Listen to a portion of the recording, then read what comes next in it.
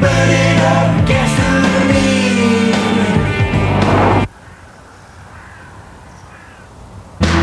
Burn up the gasoline. Burn it up.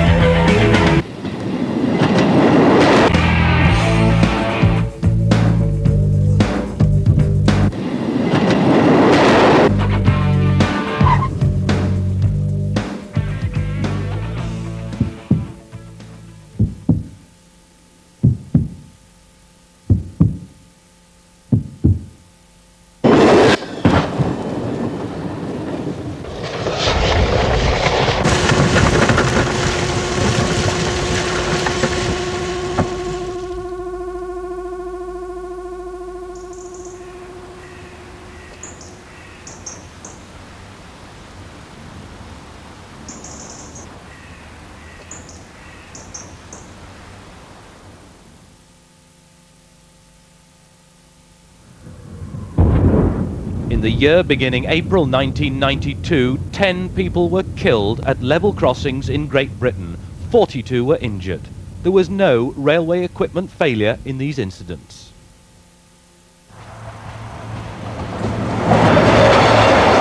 A group of young people had been drinking at a pub on this side of the level crossing. They jumped into quite a high-powered vehicle and, from what eyewitnesses have said, approached at around 60 miles per hour. The barriers were down and the red lights were on at the time, and the vehicle was actually stationary at the level crossing. They overtook that vehicle, drove onto the level crossing and actually hit the train here.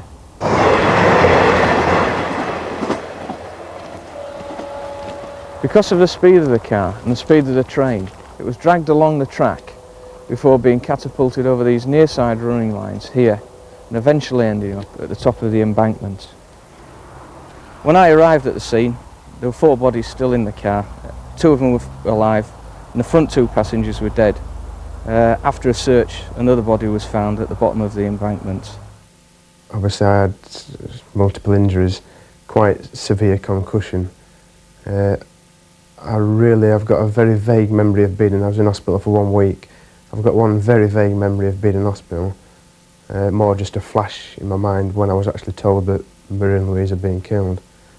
After that, 10 days after that, I went to the funeral. Again, I remember about 3 little parts of that day.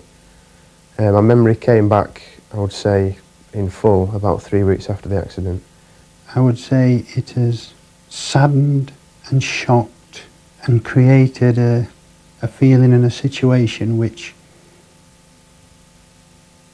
we are striving to overcome, and yet inside I feel that we will never overcome for the reason we can't put the clock back. We're doing as well as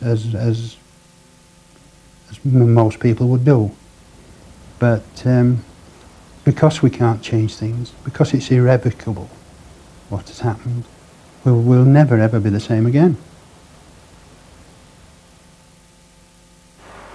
For the sake of a couple of minutes, this driver risks a fine, his licence and his life, not to mention the lives of railway workers and the public. There have been repeated efforts to bring home the monumental stupidity of ignoring the law. 2 campaigns by Railtrack in the northeast netted nearly 1,000 motorists, 90% of whom were prosecuted after cameras recorded the offence, the time and the speed of their vehicle. The driver of this bus, carrying 40 passengers, chose to continue over the crossing on red. He was fined by magistrates, lost his job and had his public service vehicle licence revoked. Potentially lethal actions include zigzagging round barriers, overtaking on crossings, ignoring warning lights, and on rural crossings, driving onto the tracks before opening the far gate. The Highway Code details clearly how to use railway level crossings. Approach them with care. Never drive onto a crossing unless the road is clear on the other side. Never queue on a crossing. The busiest crossings have lights and barriers. You must stop behind the white line when the lights come on. Early Nook signal box. Those in charge of large or slow-moving vehicles or animals must use the railway phone for permission to cross, and phone again when over the crossing. We can push it off, okay. If your vehicle obstructs the crossing for whatever reason, you must get everyone clear, then use the railway phone. If possible, move the vehicle, but get yourself clear if the lights and alarm activate. So where a crossing has lights and alarms, obey them. Where there are barriers but no lights, stop as they begin to close. At unattended crossings with gates, use the phone if there is one. Open both gates before moving over the crossing.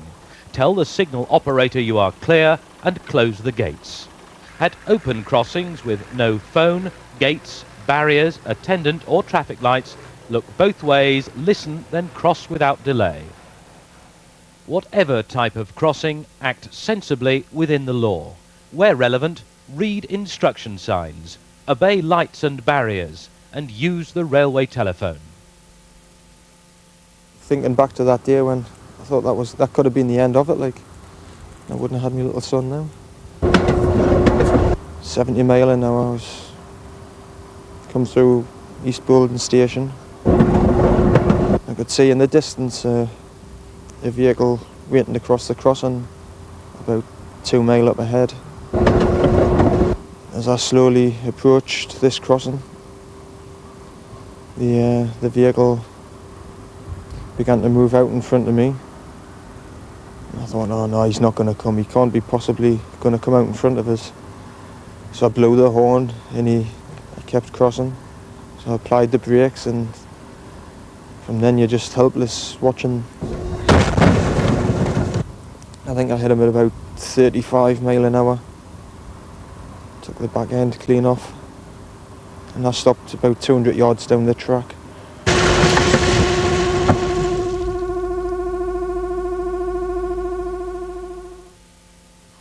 Railway level crossings have proven safe in all circumstances when used according to the rules. Observing instruction signs, lights and barriers will ensure your safety. Using the railway phone and acting sensibly at unmanned crossings will get you across without problems. The alternative speaks most eloquently for itself.